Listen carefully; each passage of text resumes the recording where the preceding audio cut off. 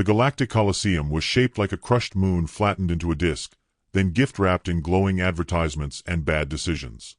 Orbiting a minor gas giant called Tlax Prime, it was the cultural crown jewel of the Galactic Empire's unity through competitive humiliation initiative. At full capacity, it held 43 million beings, organic, synthetic, or ambiguously vibrating, stacked in concentric tiers around a combat arena so polished you could see your regrets in it. The air reeked of ozone, overripe hive fruit, and economic desperation. Betting drones buzzed over the crowd, projecting odds in pulsating neon that changed so fast they gave most reptiles a migraine. In Section 6, a group of diplomatic larvae chanted in high-frequency protest songs. In Section 7, a retired war beast wept quietly into its salt liqueur. The atmosphere was electric, nauseating, and deeply profitable. This was the Interstellar Clumsiness Championships final round. On the floating stage below, a 40-foot-wide hollow banner shimmered above the kill zone, Team Earth vs. Imperial Champion, sponsored by Zartha's multipurpose binding gel. Underneath it scrolled the tagline, "Because things fall when humans touch them." The audience burst into laughter as a pre-battle montage played on the overhead dome. Grainy footage of a human soldier dropping her weapon. Another tripping on a troop transport ramp. A human diplomat bumping into a ceremonial slime priest. All set to the traditional human anthem, which had been incorrectly rendered by the translation AI as "Oops, I Did It Again" by Empress Spears. The Empire found humans adorable in the way a predator finds a flightless bird adorable. Tragic, loud, and better off extinct. Aboard the press platform, high above the pit, the arena's primary broadcaster, a 5-limbed, carbon fiber hybrid named Glark, gushed into 100 open feeds. Citizens of the Empire, today's entertainment brings you the galactic debut of Earth's final contestant, the ever-clumsy, wonderfully awkward Homo sapiens. Back by popular mockery. He gestured with 2 limbs to the opposing tunnel entrance. And of course, our undefeated champion, Lord Grorax the Unyielding. The triple-lunged Leviathan of Krask. The wrecker of 62 sectors. Who once accidentally destroyed a peace moon just by sitting on it. The audience shrieked with excitement. A wave of bioluminescent goo sloshed from Tier 12 onto Tier 9. No one complained. It was traditional. Then the lights dimmed. A hush swept over the crowd like a virus with excellent timing. A single spotlight carved through the haze and settled on the opposite tunnel. Nothing. No fanfare. No thunderous music. Just the low hum of tension. Then, footsteps. Slow. Crisp. Measured. Like someone was counting exactly how many times the soles of her boots hit the ground. She stepped into the light wearing dark gray armor, scraped and heat-scuffed, with a long brown tactical coat slung behind her shoulders like a half-forgotten memory. Her hair was pulled back into a no-nonsense braid, the color of scorched earth. On her hip, a sidearm. Slender. Functional. Over her shoulder, a sniper rifle the length of a Galactic Council table, matte black, with only a single marking, LES, burned into the stock. No decorative feathers. No ceremonial headdress. No gleaming endorsements. Just one woman. And a lot of doubt. The crowd blinked. A few booed. Most just squinted, as if they weren't sure if this was the opening act or a very well-funded prank. Ellie Sharp didn't flinch. She walked the center line with the posture of someone who knew how to land flat-footed in microgravity without so much as spilling her tea. Not that anyone had offered her tea. Or courtesy. Or the decency of not scheduling this match after a live gelatin eating contest. Behind her, the arena screens flashed her official stats. Specimen. Human. Height. Below average. Species ranking. 372nd out of 376. Notable attributes. Clumsy, gravity-prone, frequently trips over its own feet. Military record. Redacted. The last word blinked red. That part, at least, got a few curious murmurs. She stopped dead center and looked up into the tiers. Didn't wave. Didn't smile. Just blinked once, slowly, like she just remembered something unpleasant but manageable. Inside her head, the world ticked down to math. Wind pressure, 1.2 gal units. Humidity, 63%. Gravity, 0.92 standard. Localized tremble every 5.4 seconds. Range to target entrance, 176 meters. Target vitals last reviewed 2 days prior. Estimated body armor rating. Grade, torque, 9. Susceptible under second heart plate. She adjusted her stance, one knee half bent, like a dancer waiting for the downbeat. A new gong boomed. The far tunnel lit up in blazing crimson. And then came Lord Grorax. He lumbered into view with the confidence of a creature that had never been corrected in its entire life. For tusks jutted from a face that looked like it had been carved out of wet stone and immediately forgotten. Each arm bristled with weapon nodes, each leg the width of a Terran motorcycle. His chest plate bore 30 kill marks. The last 3 were still dripping. He snarled. The arena echoed. Ellie exhaled through her nose. Her thumb brushed the rifle's grip. Not clenched. Just confirmed. Grorax raised a clawed hand toward the crowd, absorbing their adoration like fuel. "This will be swift," he bellowed, voice modulated through a subsonic enhancer.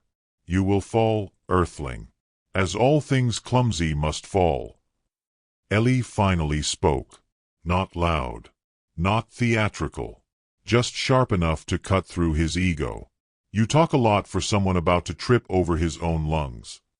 A few creatures in the audience gasped. Others burst into laughter. Grorax growled, shifting into a battle stance that cracked the floor beneath him. Ellie dropped into a low crouch, her body relaxed like a wire just before it snaps. Somewhere above, Glark's voice rang out, "Let the games of gravitational shame begin." The lights pulsed. The gravity field surged. And the galaxy, as one, leaned forward to watch the human lose. Ellie Sharp closed one eye. And smiled. The betting line swung so hard they nearly broke galactic regulations. Odds on Earth's contestant collapsed from 987 to 1 to 812 to 1 within the first 45 seconds.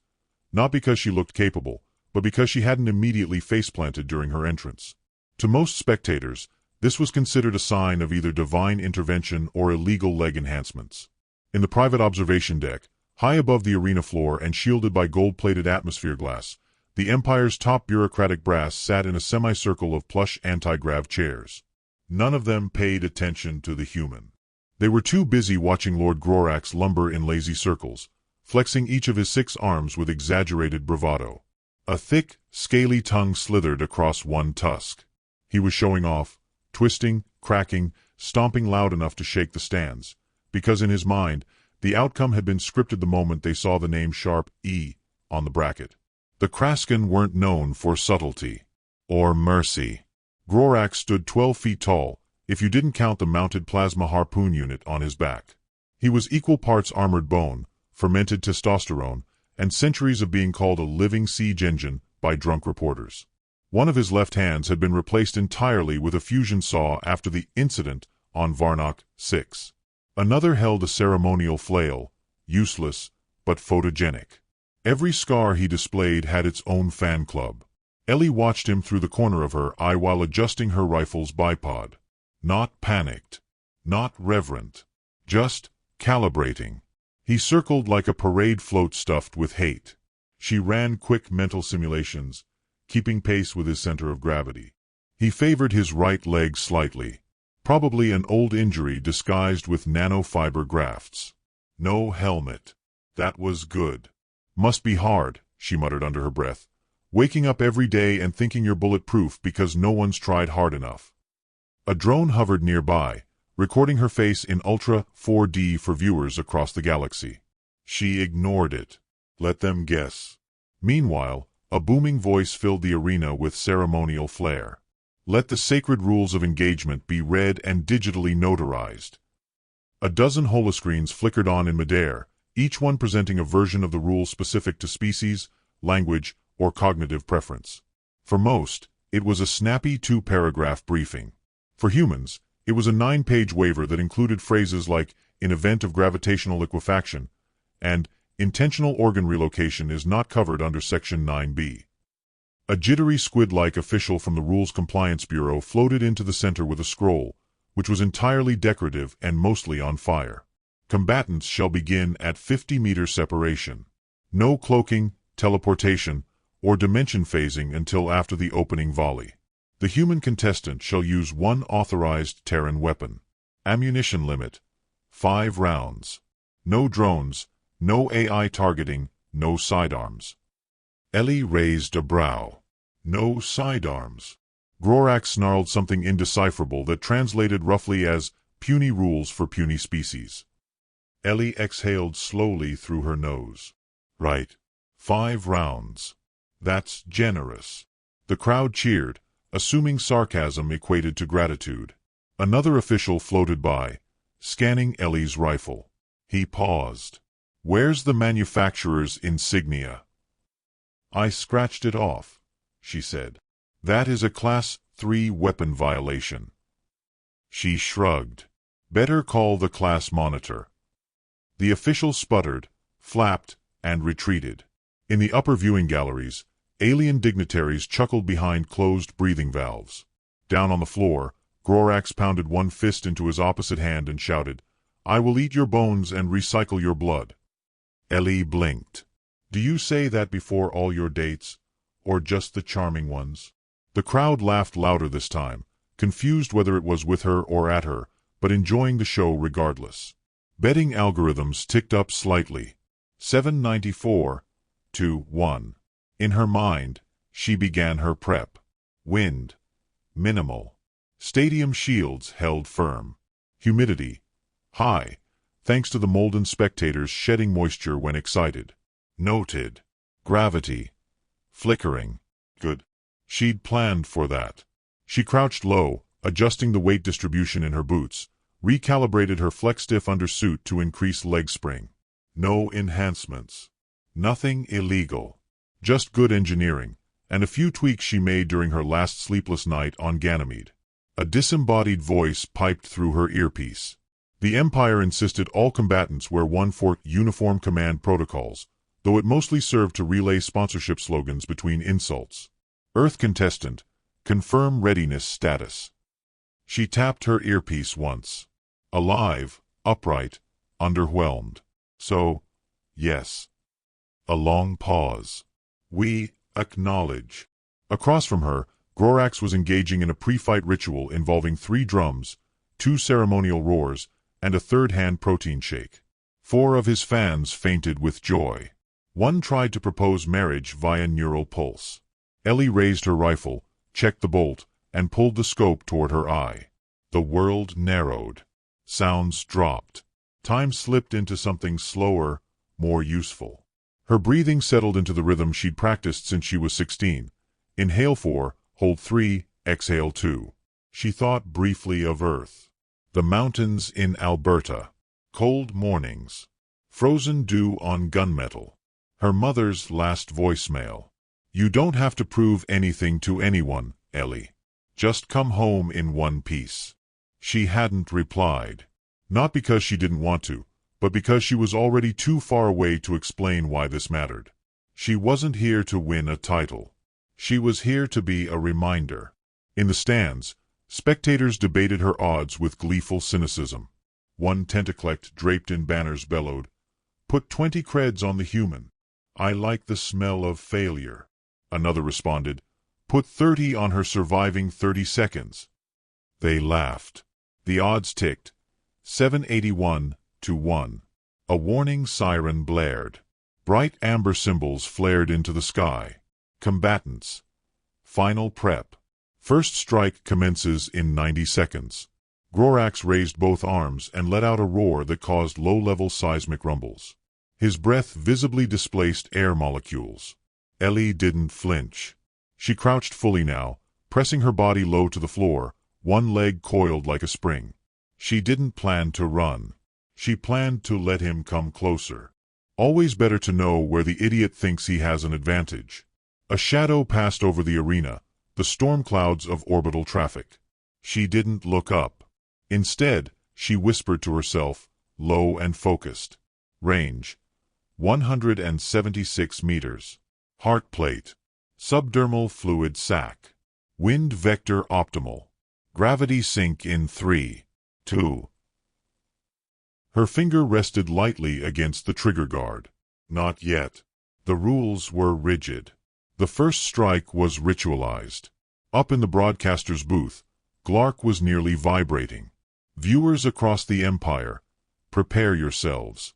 This is the moment you've been waiting for. Will the clumsy Earthling fall, trip, or simply explode on impact? Or will she pull off?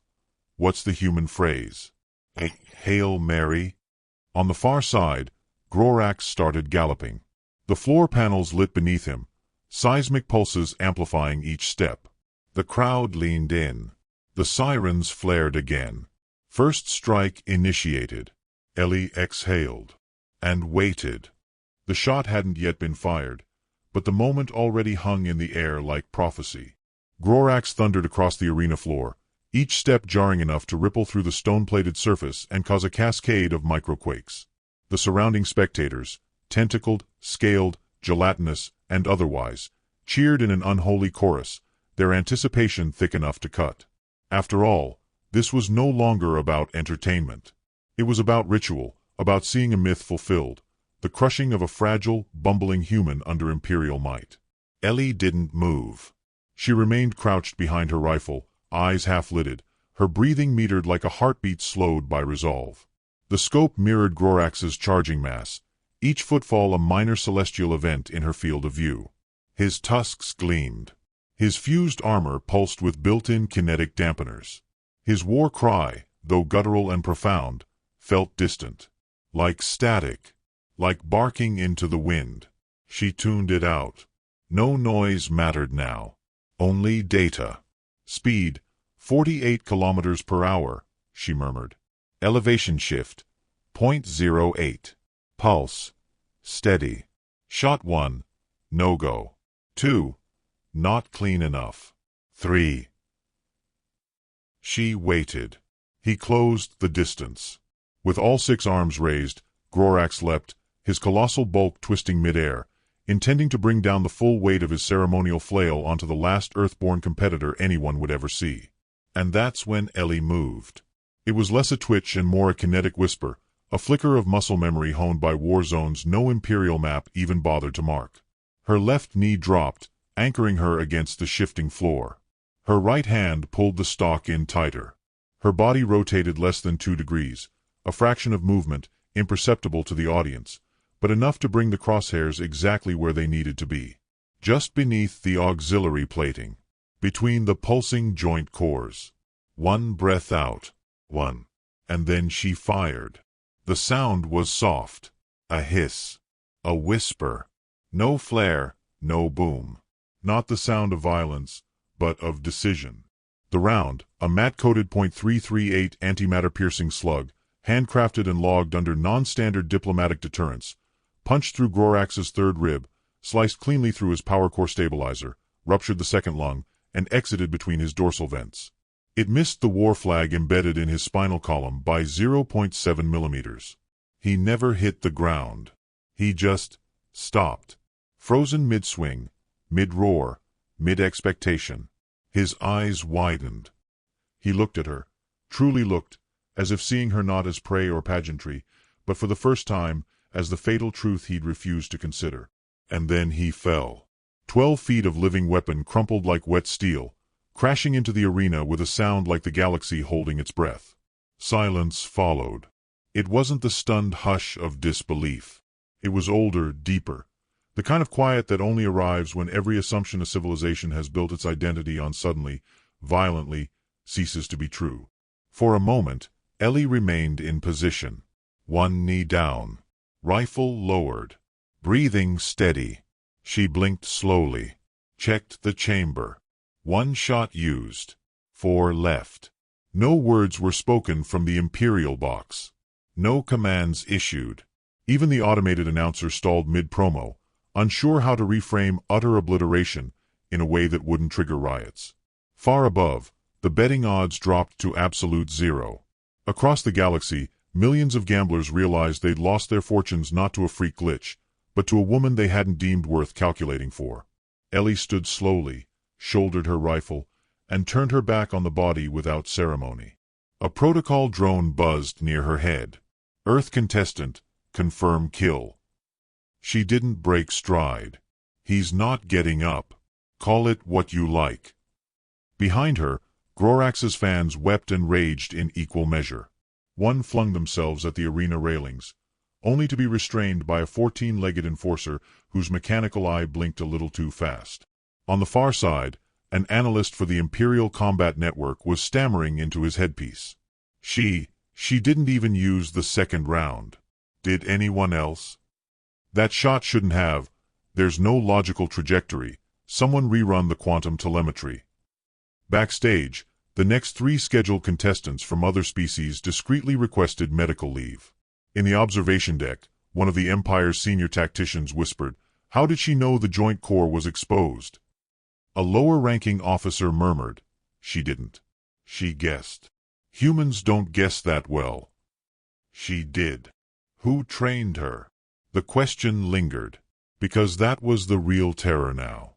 Not that Grorax was dead, but that someone, on a backwater planet with no empire, no status, no stake, had trained a girl like her and let her walk into the galaxy as if she were just another name on a spreadsheet. Back in the arena, Ellie reached the exit gate. A cluster of bureaucratic drones floated into her path.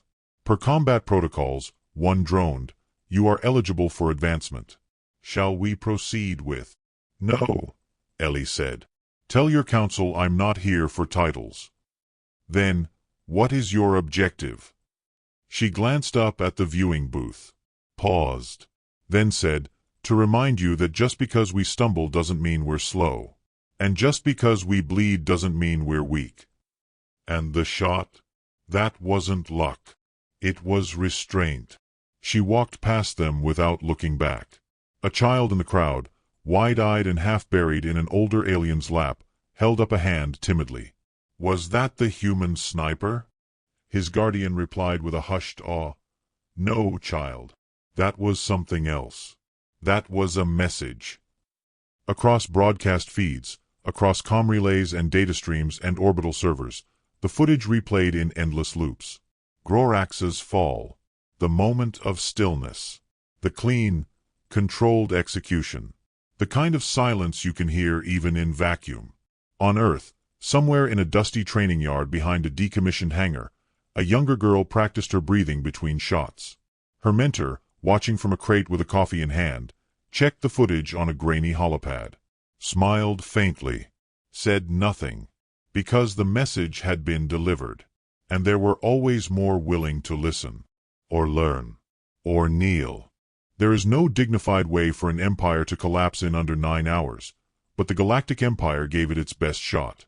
At precisely 13 minutes after the shot that felled Grorax, the Imperial Combat Network's holofeed crashed in 63 core systems from sheer traffic overload.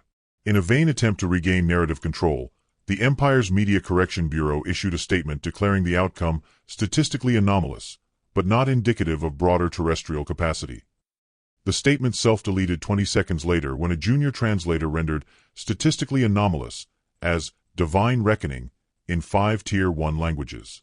In the War Ministry's subterranean tactical server node, 4 miles below the administrative crust of Bastion Prime, alarm bells rang not in red, but a sort of pale yellow reserved for existential embarrassment. A crustaceous admiral by the name of Uluvet Farn reviewed the match footage 12 times in silence before muttering, "We trained for antimatter incursions." Not poetic irony. Across the stars, it wasn't just the footage that broke systems. It was the still frame.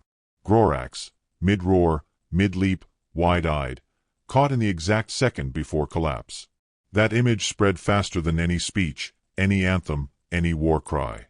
No blood. No flame. Just the realization on his face. The realization that the punchline had teeth. And that she never needed to stand tall to bring a giant to his knees. They called it the one-shot silence. It played on loop in dive bars and news feeds, encrypted military briefings and underground comedy sets. Some memed it. Others prayed to it. One high priest of the Thernax fold had a neural breakdown mid-sermon after declaring, "Gravity itself trembled for her." His followers agreed and canonized her on the spot. On Earth, no one celebrated. The match played out on a quarter of a screen during a trade negotiation about water rights in a Martian refugee zone. Most Terrans barely noticed. The only ones who did were the quiet ones in corners, watching the scope alignment, the breath control, the exit angle. Veterans paused, whispered her name like something too sharp to speak aloud. In the Galactic capital, chaos disguised itself as committee meetings. 3 separate tribunals were launched by midday. The Subcommittee for Species Integrity filed a motion to retroactively test all humans for neural modifications. The motion passed unanimously, then was immediately suspended when someone pointed out that no confirmed mods had been used. They didn't cheat, an aide whispered to a stunned Senate chamber. They simply trained differently. Diplomats across systems began rewriting their human assessment reports in real time. Primitive but tenacious became unpredictably surgical. Comedically inefficient was replaced with deliberate disorientation tactics. A few rewrote clumsy as tactily deceptive, just to sound clever. The Empire's military recruitment offices, once flush with applicants eager to face the funny little Terrans, received an overnight drop of 67%. One particularly bold intern posted, "Would you like to be vaporized by a girl who doesn't blink?" and was immediately promoted. Meanwhile, in the hangar beneath the arena, Ellie sat alone. She didn't want the ceremony, or the camera drones circling like mid-sized flies. She'd already removed the barrel from her rifle, wiped it down, packed it away. The shell casing, the one shot, rested in her palm, warm and faintly humming. An officer approached. She couldn't tell from where. Possibly one of the species with an affinity for invisibility until legally acknowledged. "You are entitled to a laurel of victory," he said, awkwardly. "Or, a golden talon? We're still workshopping the proper tribute." Ellie didn't look up. "I want nothing from you. We could assign you a ceremonial title," he tried. "Ambassador of Accuracy? Minister of Surprise?" "No," she said, and the word hit harder than the shot ever had. The officer paused, then leaned in with something that might have been reverence. "Why did you do it? If not for glory." Ellie looked at the shell, closed her fingers around it. "I did it," she said, "so the next time someone thinks my people are walking punchlines, they pause. Even just for a second. That's all we need." He opened his mouth to say something else but thought better of it. She stood, backpack slung over one shoulder, rifle case in hand. No ceremony, no escort, just boots against metal and one woman walking away from a legend like it was just another Tuesday. She boarded the transit shuttle without fanfare, sat near the back, closed her eyes. Across the aisle, a child, glow-eyed and covered in feathers, stared at her in stunned silence. "You were the one, weren't you?" it finally whispered. Ellie opened one eye. "The one what?" "The one who didn't miss." She gave a half nod. "Nothing more." The child hesitated, then asked, "Will you teach others?" Ellie tilted her head. "I didn't come to teach." The child looked disappointed. "I came to remind," she added, and the child smiled like that was better. The shuttle launched. On the screens overhead, news feeds scrolled. One read, "Imperial Arms Division reviews human training doctrines after historic match." Another, "Gravity insurers skyrocket premiums on Kraskin bloodline descendants." And one headline that blinked in quiet disbelief. "Human sniper misses nothing, including the point." The screen flickered, switched to a still frame. One shot, one breath. One woman kneeling in dust as the galaxy watched, slack-jawed and speechless.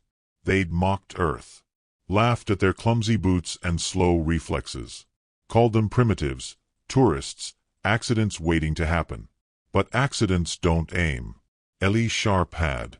And the shot would echo across every war room, academy, and propaganda reel for decades. Not because of the kill, but because of what it said. That Earth had arrived. Not loudly, not proudly, just perfectly, and with no need to repeat herself.